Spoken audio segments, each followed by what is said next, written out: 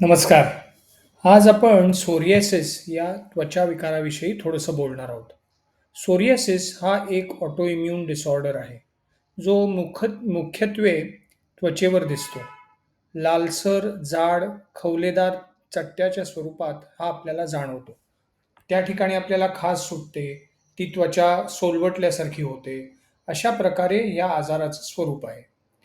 Auto immune disorder म्हणजे तुमचं स्वतःचं शरीर तुमच्या विरुद्ध काम करतंय.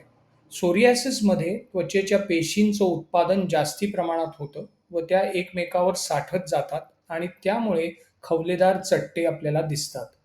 त्याच्यामुळे त्वचा कोरडी पडणं, खाज सुटणं अशाही तक्रारी खूप साऱ्या लोकांना असतात. बऱ्याचदा लोकं ह्याचा उपचार म्हणून वरनं स्टिरॉइड ऑइंटमेंट्स किंवा अशा प्रकारची मलम किंवा असे उपचार करतात. पण याचं मूळ कारण शोधून त्याच्यावर उपचार करणं हे फार गरजेचं आहे. सोरियासिस वाढण्याची काही कारणं म्हणजे मानसिक ताणतणाव, चुकीची जीवनशैली, साखर, बेकरीचे पदार्थ, प्रोसेस्ड फूड याचं अतिरिक्त सेवन या सगळ्यामुळे सोरियासिसचा त्रास वाढू शकतो.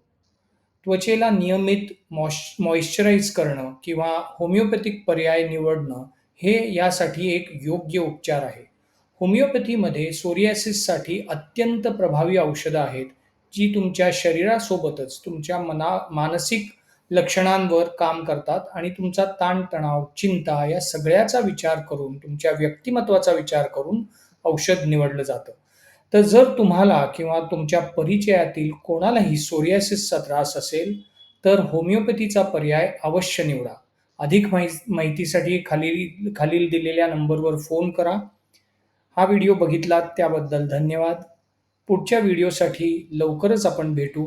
धन्यवाद.